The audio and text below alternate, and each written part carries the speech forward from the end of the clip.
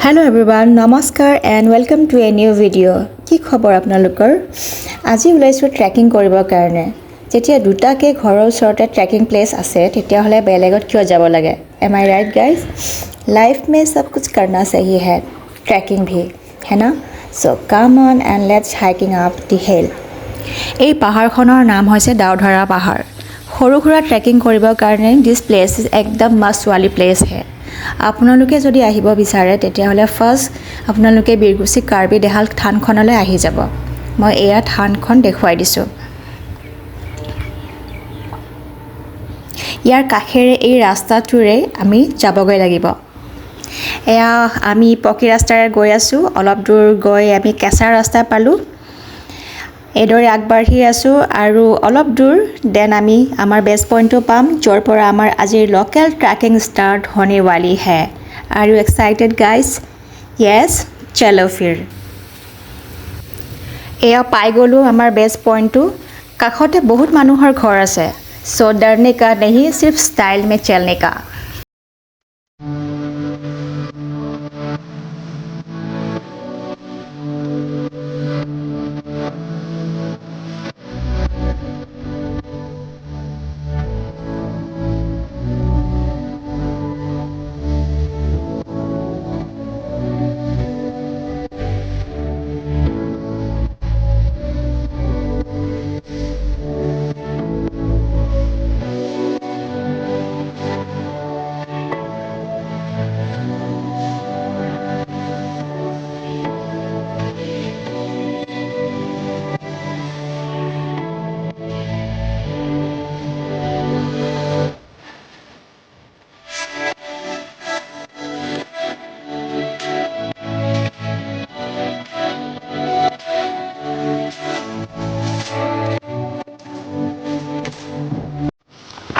চাওকচোন বনৰীয়া ফুল, বেঙনীয়া ৰঙৰ সৰু সৰুকে ফুলি আছে, কিমান ভাল লাগিছে ন?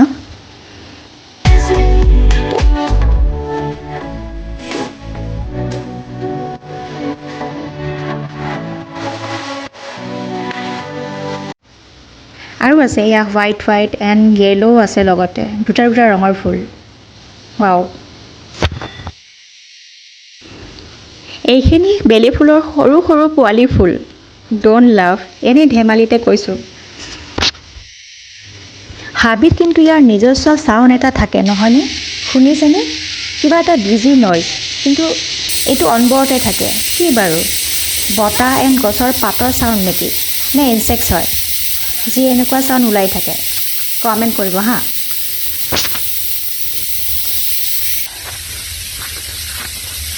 ভাগৰ লাগি গ'ল।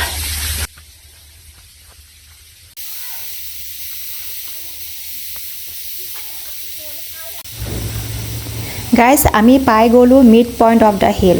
এইখিনি ঠাই বহুত ভাল লাগে। ইয়াত এয়া ভগৱানক আমি দূৰৰ পৰা সেৱা কৰি লওঁ।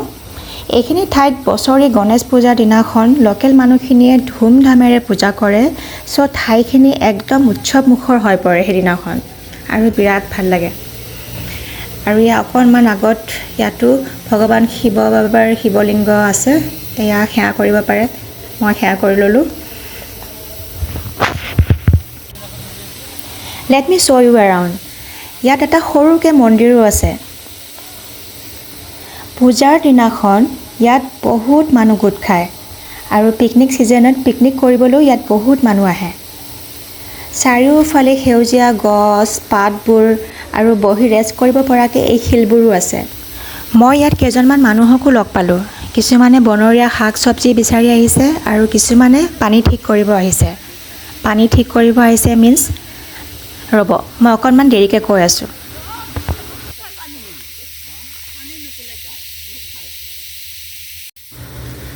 ইয়ালৈ ট্ৰেকিং বা পিকনিক কৰিব আহিম বুলি যদি ভাবিছে তেন্তে নিশ্চিন্ত হৈ আহিব পাৰে। মাত্ৰ পানী আৰু খোৱা বস্তু আনিলে ঠাইডোখৰ লেতেৰা যাতে নহয় সেইখিনি চেষ্টা কৰিব। পেকেজ বা বটলছ এটচেট্ৰাবোৰ লগতে যাতে লৈ যায় আৰু ক'ৰবাত ডাষ্টবিনত পেলাই দিয়ে। মই ইয়াতে চিল হৈ বহি চাই আছোঁ। কিছু লোক ওপৰৰ ফালে গৈ আছে আৰু কিছু লোক ওপৰৰ ফালৰ পৰা তললৈ নামি আহি আছে। আপোনালোক ক'ত গৈ আছে বাৰু এতিয়া? আমি পাহাৰত যাব ওলাইছোঁ। পাহাৰত কি কৰিব গৈ আছে? চব্জি, কচু, ঢেকীয়া আচ্ছা এইবিলাক চব্জি, বনৰীয়া চব্জি আনিব গৈ আছোঁ। আচ্ছা, পাহাৰৰ বনৰীয়া চব্জি ইয়াতে পায় ন? পায় অলপ দূৰত যাব লাগে আৰু। আচ্ছা আচ্ছা, আৰু কিমান দূৰ যাব লাগিব ইয়াৰ পৰা? আৰু সেই ওৱালেশ্বৰ ৰাস্তা। ৱাইলেশ্বৰ ৰাস্তা। ওলকচু বঢ়িয়া লাগে ন খাই? খাই ভাল লাগে।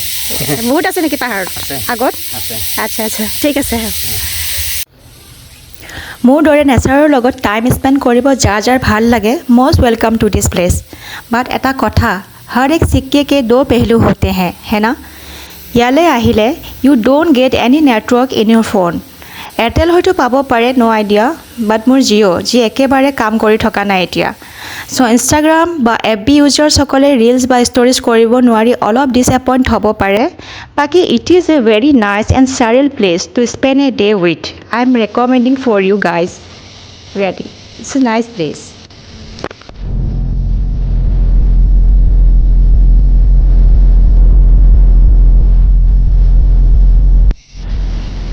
এতিয়া পানী ঠিক কৰাৰ কাহিনীটো আলোচনা কৰোঁ। তলত বাস কৰি থকা মানুহখিনিৰ প্ৰায় 20% মানুহে পাইপেৰে ইয়াত থকা সৰু সৰু নিজৰাৰ পানী নিজৰ খোৱা পানী হিচাপে বা অন্যান্য কামৰ বাবেও ব্যৱহাৰযোগী কৰি আছে।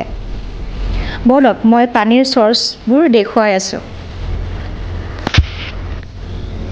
আচলতে ঘৰৰ পৰা পাহাৰত থকা নিজৰলৈকে পাইপবোৰ বহুত দীঘল হোৱা হেতুকে মাজত কেইবাটাও জইণ্টছ দিবলগীয়া হয়, যি কেতিয়াবা জন্তু বা মানুহৰ খোজত খোল খাই যায় বা ফাটি যায়, যাৰ কাৰণে ঘৰলৈ পানী যোৱা বন্ধ হৈ যায়। আৰু তেতিয়া তেওঁলোকে ইয়াত চাব আহিব লগা হয় আৰু প্ৰব্লেমছ ফাইণ্ড আউট কৰি ঠিক কৰিব লগা হয়। এয়া চাওক, পানীৰ চ'ৰ্চ, পাইপ লগোৱা হৈছে। নিজৰৰ ওপৰত চিমেণ্টৰ ৰিং দি ঢাকি দিছে, যাতে ওপৰৰ পৰা গছৰ সৰা পাত বা কিবা লেতেৰা পৰিব নোৱাৰে। এনেকুৱা চবৰে এটা এটাকৈ নিজৰা অকুপাই কৰি থোৱা আছে। কেতিয়াবা নিজৰাৰ ভিতৰত থকা শিলৰ গুৰিবোৰ বালিৰ ৰূপত বেছি হৈ গ'লেও পানীৰ যোৱা বন্ধ হয়। সেইবোৰো তেওঁলোকে চাই ঠিক কৰিব লগা হয়। চ' আপোনালোকে এতিয়া বুজি পাইছে চাগে পানী ঠিক কৰিব অহা কাহিনীটো বাছ এইটোৱে হয়। চাওক, ইমানবোৰ পাইপছ হিচাপ যদি কৰোঁ গম পাম কিমান ঘৰ মানুহে এই ছিষ্টেমেদি চলি আছে। আৰু এয়াতো মই মাত্ৰ এটা লাইন দেখুৱাইছোঁ, আৰু বহুতকেইটা লাইন আছে পাহাৰটোৰ বেলেগ বেলেগ এজেৰে। ইয়াৰ পৰা গম পোৱা যায় আমাৰ দেশত পানীৰ সমস্যাৰ কি ৰূপ লৈ আছে, কাৰণ এই নিজৰাবোৰো লাহে লাহে শুকাই যাব ধৰিছে। হোপ ডেট আমাৰ এনভাইৰমেণ্টেল বেলেঞ্চ জল্দি ঠিক হৈ যায় আৰু প্ৰব্লেমছবোৰো ছল্ভ হৈ যায়। এইবোৰ জাৰুৰ গছ নেকি? কোনে জানে জাৰুৰ গছ হয়নে নহয়? কমেণ্ট কৰিবচোন, ঠিক আছেনে? বহুত সময় হ'ল, ভোকো লাগিছে। So' let's start hiking down to home. মই একো খোৱা বস্তু অনা নাছিলোঁ, আপোনালোকে আহিলে খোৱা বস্তু লৈ আহিব, নহ'লে মোৰ দৰে ভোকত ৰ'ব নোৱাৰা হৈ যাব।